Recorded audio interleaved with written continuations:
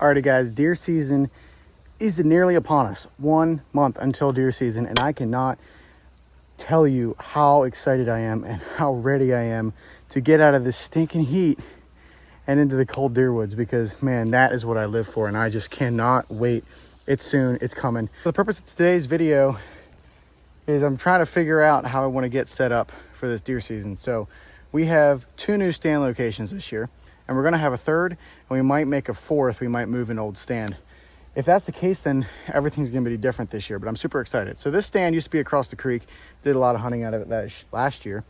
And so I'm trying to figure out how I want my camera set up, where I want my bow, my backpack, where I want all of my tools ready to grab, you know, when it comes down to that moment. So first thing is first, I am in a ladder stand. So that's the one thing that's different between a couple of my stands, is whether it's a ladder stand or a lock-on. A ladder stand, I do have a lot of sitting room, but I don't have really, honestly, a lot of moving room. I like lock-ons because when I sit down, I can move around a lot this way.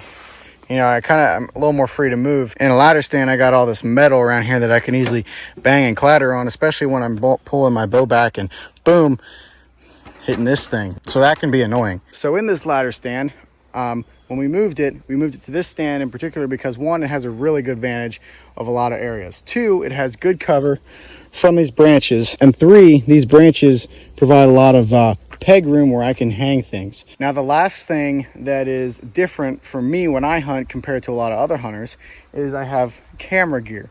Now that camera gear, I have a camera bag with me that I have my camera in, and then I have my camera arm and all that stuff. So the camera arm is in my pack. I bought this pack especially because it has room for all my other gear and my camera arm, and that's really important. So normally my camera arm will go about right here on this tree. There is a bracket and a ratchet strap that goes on it. Then there's this arm that comes out, and then the little swivel thingy, and then my camera goes on it. So I'm gonna get my camera set up here real quickly. I'll show you what it looks like when I get it set up. So here's the camera arm setup. I have the bracket right here and the ratchet right here. Looking at it now, I think I might actually lower the bracket even more when I come out and hunt. So that way when I sit down, I can have this as close to me and as close to where my arms are down here without having to move up so much, so I can make as little movement as possible. But right now, this seems to be in a pretty decent spot. I do like how this sets up. The tree is not too small and not too big, so the ratchet strap fits just nicely. Perfect, and it's going to work out really well. So right now the camera is on the camera arm, and the reason I like a camera arm is because 1, it holds my camera. 2, it's very steady and sturdy, and 3, it just makes filming a lot easier and hands-free, which goes back to number 1, it holds my camera. But I also have a second camera that I carry with me that I do not actually have with me right now, but I bring in my GoPro. So looking around, I'm trying to figure out where I want to put my GoPro. Normally in a ladder stand like this, I will just lock it onto one of these things down here, one of these arms. I'll just clamp it on because I do have a nice strong clamp for that. Sometimes if the branches are small enough, I might clamp it to a branch, or maybe I'll even try to figure out how to put it on a peg or something. An easy hanger is a pretty good way to do that because the easy hanger are bigger and thicker than a peg, so it might actually work out well for me to put my GoPro on an easy hanger.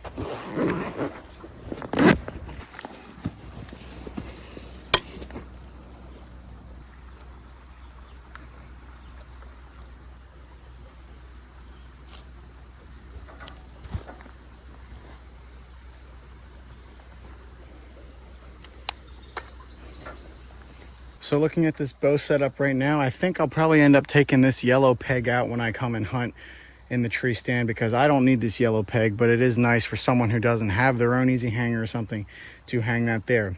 But I do know for a fact that all of us guys here that hunt here do have easy hangers, so I think I'll probably move this out of the way. So just in case, if I really want to make it really convenient and simple for myself, I might put the really long one that comes way out here, and then I'll have my bow right here in front of me instead of having to reach over here and shoot over there. Because this bow right here, a lot of the deer are coming from over there, and if I reach down here like this to grab my bow, there's a pretty good chance those deer over there will see me. So if I have my bow right over here, it'll be a lot easier to grab, and I'll probably make a lot less movement and noise. So I think I'm going to take a few shots right down here. I have a target at around 15 yards. We're going to range it right now. I do have my range finder with me, which is also, again, a pretty important tool that you should probably have if you're deer hunting, especially if you're archery hunting. It's reading 18.5. This thing has the angle modified range and stuff on it. So right now this would probably be like, I don't know, 20, 21 yards, 22 maybe. But because of the angle, it's 18.5. Also got a new bow this year. Matthews VXR 28, pretty slick bow instead of the Mission Craze.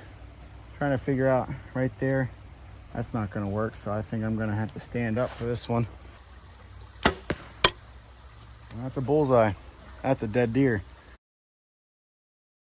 So this tree stand over here is a much more centralized location for a tree stand. Last year it was across the creek and we saw a lot of deer. There were deer over there where we were hunting, but most of the deer were seen on this side of the creek and we never got good shots off of anything. We did get one shot off at a deer and it was out by the cornfield.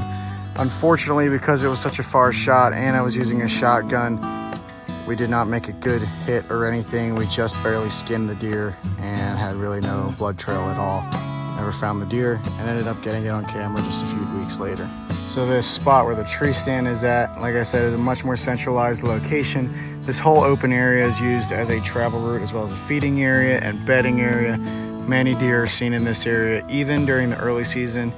And of course, during the rut and late season, it's just such a good hot spot for deer. It's gonna be a very exciting year, hopefully this year.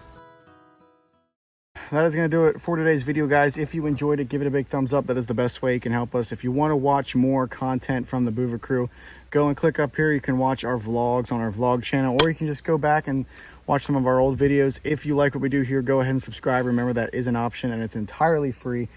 And like I said, deer season is just only a month away and we've got good setups in a lot of different areas on the property, and I cannot wait to see how the season goes.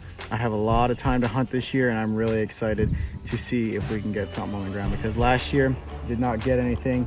I think I was way too picky. There were a couple deer I wish I would have shot, but that is the past. We don't look at the past, we look to the future. So we're gonna see how the season goes. Hopefully it'll go well. And I cannot wait to test out this new Matthews VXR on a deer because it is a sweet rig. Thank you for watching, guys, and we will see you in the next video. Catch you later.